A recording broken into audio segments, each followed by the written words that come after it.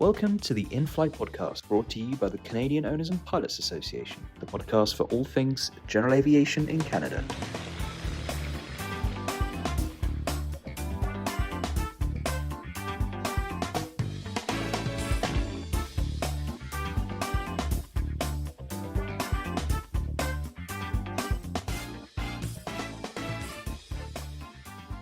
Hi everyone, Oshkosh Day 3. We're at this is a COPA podcast. I'm here with a great Canadian airshow performer, Kyle Fowler.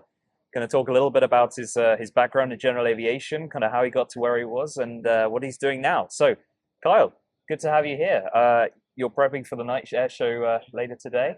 Absolutely. All sorted for that. Kyle's already been flying this week, and so let's just jump right into it. Absolutely. Let's Kyle, go. what was the aviation bug for you? How did you get started? Oh, man. So I'm a second generation air show performer. My dad did shows for 23 years. He was part of a team called Team Rocket, and they flew F1 rockets for air shows. And when I was a kid, I used to go to air shows with my dad, and I used to announce for my dad. I was 12 years old, and I was at a show. This was a long time ago, Mesa, Arizona, which used to be the Copper State Fly-In, which used to be an EAA fly-in long time ago. I'm dating myself. But I was at the show, and the announcer was TK Harris. And he said, "Hey, Kyle, what are you doing at the show?" And I was like, "I don't know, watching Dad fly or going and looking at the static planes or whatever it was." And he's like, "Well, why don't you come up to the announcer stand and take a look from my point of view and see how it is?" And, "Oh, okay, sure, why not?" So I went up to the stand, and he's announcing my dad's show, and he's like, "Hey, Kyle, what do you think of your dad flying?" I was like, "Oh, that's pretty cool." I was like, "Well, what is he doing now?" I was like, "I don't know, it looks like he's doing a loop." And he started asking me questions, and he started putting the mic in my face, and now as I was answering, and before I knew it, I started announcing. And that's kind of like where it first started for air shows, which was really cool. So now I'm announcing my dad's show, which means that I got the pick of the shows that I got to go to because I had two brothers. And we all got to divide the shows up, but because I announced, I got the first pick. And then from there, I knew I wanted to get into air shows, and I slowly worked on my license and kept on going from there. But that's how it started. But your background wasn't always aviation professionally, was it? No, it wasn't. I think I first started working on my license when I was 14, and I took my first couple lessons. Yes, that's as young as you can be to start getting your flight training in. And then I found out that there was girls are more important than flying, so I kind of set flying aside, and I ended up becoming an automotive mechanic, and which was an incredible foundation for my aviation career, believe it or not, because as an automotive mechanic, that gave me all the tools that I needed to work on my aircraft. I've got an experimental airplane. Sounds like jets are taking off. It's Oshkosh. Yeah, we're going to get something. That's in where the it background. goes. Yeah, Of course, that just adds to the aviation podcast. absolutely. So yeah, I'm an automotive mechanic, experimental aircraft. Of course, I do all my own maintenance, and I love it. I love being able to work on my own airplane. I know my airplane inside and out, which is really good. I'm very in tune with it because I push my airplanes to the absolute limits of what it's capable of. Brilliant. So you started your license at 14. You got into automotive engineering, which has been a great basis for what you're doing now. What got you from that automotive engineering into the more flying and getting into what you're doing now? Well, as I was a kid, I used to go to shows. Yep. Right? I used to announce, and I remember I saw a long easy when I was about 12 years old, 13 years old, like when I first started going to shows. And as a kid, I thought it was the coolest airplane out. That and the BD-5. I really liked the BD-5. Oh, yeah. Right? Because it was fun stuff. Yeah. I really like those two airplanes. And my dad used to always tell people, like, the Long Easy is probably one of the best airplanes that you could get into air shows, right? They're cheap to buy, cheap to fly, and most importantly, they're different than everything out there. Yeah. And that's something that is really crucial when you're trying to break into this industry, is having something unique and different And there was nobody flying long easies at the time. My dad used to tell everybody, get a long easy, get a long. And I told my dad, stop telling people that. One day I'm going to buy a long easy and I'm going to do what you recommend to people all the time. And that's exactly what I did. So I bought the long easy, and as an automotive mechanic, it's all I could afford. And I had it was a project, like it was a bit of a flying project. And I bought it and I rebuilt the airplane, completely stripped it down and started fresh. All new hardware. I replaced every single nut and bolt, every single wire. I replaced the instrument panel. I replaced the engine, and bit by bit, I turned it into an air show machine. And that's kind of. Oh.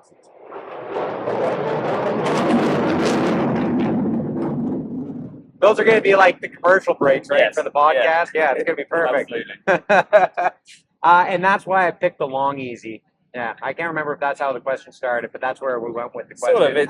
You answered it one way or another. So let's talk about that for a second. You're taking an aircraft that Burt Rutan himself has kind of said, look, this wasn't designed for He told me that in aerobatics. person. He designed it as a long distance, long range cruiser. Yes. Dick Rutan wanted an aerobatic aircraft, and Burt put his foot down. Was there any modifications, any changes he had to make to the aircraft to do aerobatics? It's a bone stock long easy. The only modification I've done to that long easy, I put a smoke tank in the strake of the wing. That's all I've done. We stay within the envelope. Now, it is a non-aerobatic airplane, and it's very difficult to create an air show routine out of an airplane that was never designed to do aerobatics. And you have to be very respectful of the limitations of the airplane. So I don't pull a huge amount of G's. I'm not like Rob Holland where I'm trying to yank 10 G's out of it. And quite honestly, the airplane won't give it to me anyways. Burt designed an incredible airplane. You cannot stall it. You cannot spin it. And the canard only has so much authority. So even if you wanted to pull 10 G's, you can't, right? It'll only give you about 4 at the most, which is well within the limitations of the aircraft. But there's no handbook on how to build an air show routine or how to do aerobatics in a non-aerobatic airplane. Like, you get an extra 300, it's like, yep, here's all your limitations, entry speeds, and all that stuff. And all the information in the world is out there for you to start doing air shows, competitions, whatever, just general aviation aerobatics if you want, right? But with the long easy, I very quickly became a test pilot, so to speak. And I don't have the resources to do it, but anything will do a loop and a roll if you try hard enough, and I try really, really hard. And so what I did is I just go up, and one of the simplest maneuvers is a roll, but if you mess it up, you can really get into a bad place real quick. And I just started figuring out how the airplane reacts, and more importantly, how the airplane reacts when you do something bad, when you mess up a maneuver and fall out of it. I know the airplane will always recover. I know it'll never stall, it'll never spin. But I had to go test those limitations on the aircraft, right? Because I can go up high with a good pack parachute and go and figure out how to do maneuvers. And I don't recommend that to people ever. But if I was going to do air shows, I need to know how to enter a maneuver safely, and what entry speeds I need, what altitude I need, and also build in a safety buffer on top of that, right? You can't just go out and do a maneuver for the first time at 500 feet above the ground, because if you lose 600 feet in altitude, that hard thing below you is very unforgiving. Absolutely. But I did meet Burt Rutan first time I met him was in 2018. I believe it was 2018 here at Oshkosh. And he told me straight up, he's like, what are you doing in the air? So I was like, well, like loops, rolls, a little bit of smoke and good music. And he told me, he's like, it was never designed for aerobatics. And I was like, well, Dick did it. Yeah. So, I mean, like, I know the airplane will do it. I mean, so I just be very careful with it and tread cautiously with the aircraft. Brilliant. So I think we should probably add a disclaimer at this point. Kyle is a very qualified professional. Yeah. You may own a non-aerobatic aircraft. Doesn't necessarily mean you should try starting your own routine with it. It's a testament to the construction of the Long Easy. I think Burt designed it to be way overstressed for what it actually is designed for. And I think the next thing, so you've got this Long Easy, you're developing a routine with it, you're kind of finding your feet flying a non-aerobatic aircraft in an air show routine. And then I guess at some point you have the idea, why don't I strap fireworks to this thing?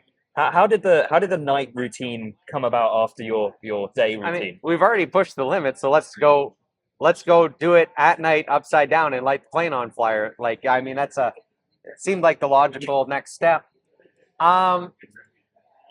So a couple things happened. Like, my dad did night shows, so I understood it. It's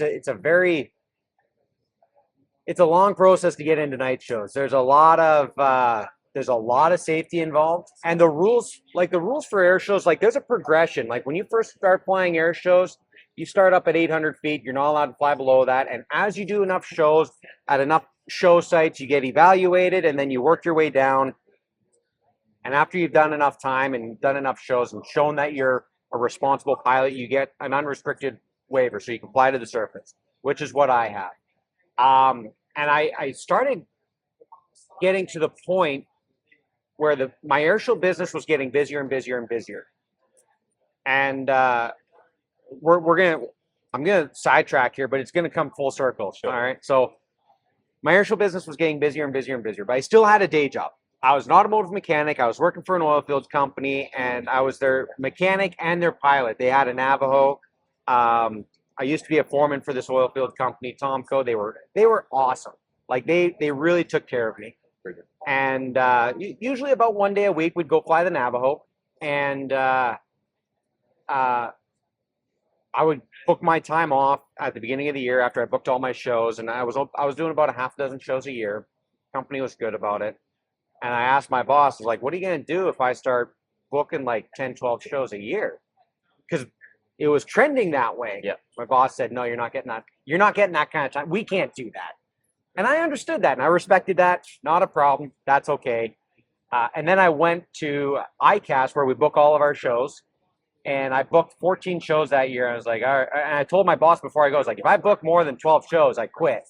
And I booked 14, so I had to go home, and I told my boss I quit. Oh, no. And he was really supportive, and he was happy to send me on my way of being a full-time airshow performer. So that was great. Now I'm doing it full-time, and I came to Oshkosh that year, and I was talking with the night show performers, and they were like, hey, Kyle, like, join the cool kids club and start doing night shows. And as a full-time airshow performer, like, I want to do everything I can to promote my business, right? And one of those things is providing as much entertainment value as I can to the shows that are looking to hire me. And the night show was just a logical thing to do, right? From a business standpoint, to try to sell the show and that. So we're gonna do night shows. How are we gonna do that now? There's a company out of Calgary, Innovative Wings, and they approached me and they said, Kyle, we want to help you out. They knew my dad. They knew I was doing air shows, and they're a composite company. Like, they focus on primarily composite aircraft. Great guys, and they're like, we can build you a system for your night show. I said, all right. So we took the plane down there. We did a bunch of engineering and figured things out. And we built the racks to hold the fireworks, right? So, okay, well, back to test pilot mode. Let's go out, and we put the racks on, and because I mean we're going into uncharted territory again, right? Yeah. Put the racks on. We figure, okay, how's it going to fly?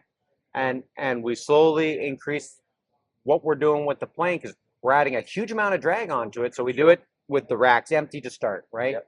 How does it fly? Do we get any flutter? How does the G load work and all that stuff? Like, can I still do maneuvers? And then we start putting the pyro on the plane, because we've got the pyro racks built, but as you put pyro on, that's more drag. Yeah. So we slowly increased it, and we slowly went through all the limitations and how much can we put on the plane. And now we have to build a routine, yep, and we have to practice flying at night. Not something that you would usually do. And we go back to flight test mode again. We go up really, really high with a good pack chute, and we go out in a nice empty lot of land where we can go up and do all of our testing. And the airplane flew good. I mean, we can't do as much as we do in the day show because we've got so much drag on the aircraft. Sure. So we have to kind of factor that in. And when we build the show, we build it very safe that way. We change it make sure that we've got bigger turnaround so that we can get our entry speed, and make sure we know our gates, make sure we know our altitudes, make sure we know where our airspeeds when we enter any maneuver. And our routine, we're not going out there just kind of flying whatever. Every time we fly our show, it's the same show we've flown every single time. So we know our show inside out and backwards. And we know our gates for every single maneuver. So I come in, I know how my show starts, I dive down, I get my airspeed, and as soon as I level off, I look down, airspeed, altitude, those things are good. I can pull into this maneuver, come around, next maneuver, airspeed, altitude, everything's good. We can go into the next maneuver, and we're not changing it. And if we don't have those, I've got 2 separate shows for my night show. One when things are going good, we do the full show, and then we've got another show depending on conditions. Right, we're flying upside down at night on fire. If our conditions aren't ideal, we change the show and it becomes a non-aerobatic show. It still looks amazing. The fireworks are still on, but if I don't have good ground reference, or if it's a high density altitude show or whatever it may be, if I don't have all the perfect conditions to do my night show, we go non-aerobatic. That's fine. We can still fly around. Yeah. It's still on fire at night, which is mind-blowing. Yeah. And it does look absolutely amazing. So we're very, very cautious about how we go about the night show. Brilliant. So, Yeah. little kid on the sidelines, over at the flight line, he's looking at you either day or night, Yes. doing what you do, and they want to get into aviation in some way or another. They look up and they say, that's what I want to do. Any advice for that? There's a few things I would say to that. If a kid's looking at getting into aviation, whatever it may be, and aviation is not just flying, right? Like we go to air shows, and like the pilot that's in the sky, whether it be like the Blue Angels or like the F-22, or maybe I'm the ones that's the favorite, because usually if it's a little kid, I'm going to say if it's a little kid, usually my airplane is one of the favorite, right? It looks funny. It's a little backwards, bright, colorful. Little kids like my airplane a lot. And I will argue that fact every day. Anyways. Not big kids. Exactly. So if they want to get into aviation, it's not just the rock star that's in the plane, right? There's so many different areas of aviation. It doesn't have to be a pilot. You can be a mechanic. You can fix the planes. I'm an automotive mechanic. I love working on things. I love working on cars. I love working on my airplane. So there's different areas. You can be a mechanic. You could be enforcement. If you wanted to be a cop, but you don't really want to be a cop, well, go into Transport Canada or the FAA and get into enforcement. If you like technology development, get into something like Garmin, where they're building new technologies every day for avionics and different softwares and stuff like that. If you're getting into engineering, like there's always new airplanes coming out, right? There's a ton of different areas to get into aviation. It doesn't just have to be the pilot. But if you're interested in it, the best way to get into it is local COPA chapter. Honestly, and that's not just for the podcast, everybody. Like that, I really believe that COPA chapters are a great resource. You've got a club of people that love aviation, that have a good amount of resources and knowledge about aviation. You've got some old pilots, you've got some young pilots, and everybody can learn something from their COPA chapter, right? And they'll have the best knowledge of where the local flight schools are. Maybe they've got a club plane where they can get your license through the COPA chapter. Some of them have that. But that's your best way to get started, because that's where the knowledge is going to be. And then you can learn different areas of aviation through the COPA chapter. And of course, other ways, like if people want, there's aviation programs at universities and colleges to get, if you want to specialize or have that degree when you're done, to go airlines or military or whatever it is. I'm a strong believer in the military. I really love that way. It's a great path to get a structured and well-educated career in aviation. Brilliant. So, you've done a lot of flying. Any flights that are particularly memorable? I've got a few. I've been very fortunate. I have flown my little long easy all across North America. I've had it up to the high Arctic of Canada. I've been up to Tuktoyaktuk, and I've been all the way down to Mexico and everywhere in between. One of the things I like to say about flying that I try and do while I'm flying, appreciate where you are, because there is beauty all across. Like, I love flying across the Rocky Mountains. I live just on the west side of the Rocky Mountains, and I love it. I think the Rocky Mountains are some of the most beautiful scenery in all of North America. But you know what? When you're flying across the prairies, like across Saskatchewan and Manitoba, it's flat and there's nothing there. But there is a beauty in its own while you're flying across it. You've got like golden wheat fields while you're flying across it. Like, there really truly is beauty everywhere you go in North America. It's not one area is better than the other. So, like,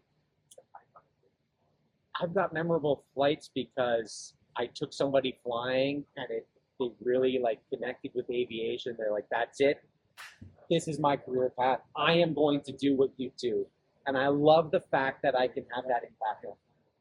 I've got memorable flights where something broke and it went, oh boy, this is not a good day for Kyle. And you figure it out and you learn, and you learn that you do the right thing, that the training process to getting a license works. Because we can all armchair quarterback. When something wrong happens, you have no idea what's going to happen when it happens to you, right? And I've had things break. I've had things that I've made a mistake on, and I know that autopilot kicks in. You don't know what you're doing, and everything just kind of works out. And it's because the training process works out. I've flown coast to coast, north to south. I can't pick a single point to say that is my favorite. Well, it's like picking a favorite child, isn't it? Yeah, ultimately. I know that my child has favorite hair because one takes him upside down. That's fair. So I'm gonna get hate for that one, I'm sure. one last question: what does the future hold for Kyle Fowler? What's on the horizon? More air shows. I like it. Any You know? anything new in the air show? I know you do the same routine. I know you've done a little bit of a change up this year. Is there something else you want to bring in? We've got some things in the works. Oh, I like that. We'd like to get into a bigger, better plane. To be determined. Okay. There's always bigger and better. And everything I do with air shows, I really try to focus on the entertainment side. Like, I don't want to be Rob Holland or Mike Goulian. Like, these guys are the best. I'm very fortunate. I get to fly with some of the best pilots in the industry, like best aerobatic pilots in the industry. I should clarify that. And I've got a huge amount of respect for these guys and what they do. I'm not saying I can't do what they do. I don't want to do what they do. I want to do the whole thing different, right? I want to do it my way. I want to do it in my own path, and everything is about the entertainment. And that's why we picked the longies. It's different. It's backwards. It looks like a spaceship, and it adds to the air show experience. If we all came in, I've gone to air shows where they were all jets, and it was one of the worst shows I ever went to because it was so repetitive. I firmly believe that air shows, a good air show has got good variety. And everybody's got a different taste, right? If you go to a show that's got skydivers, you've got some limited, you've got some formation, maybe a glider, different things, right? And it's a well-rounded show. Will have a little bit of everything for everybody. And I just add to that variety by finding something different and unique. And letting people know that there's more to aviation than just what you see in front of you, right? Like it's different, and the Long Easy is just such a beautiful plane. Like it's so unique. That the genius and the engineering behind that aircraft is absolutely incredible. I have so much respect for everything that Burton has done in aviation. Oh yeah. Thank you so much for chatting with us. It's been a pleasure. Thank you so much, George. Really appreciate it. Cheers. Thank you for listening to this episode of the In-Flight Podcast. You can find us at copanational.org, give us a call on 613-236-4901, or you can find us on Instagram, Facebook and LinkedIn. Safe flying!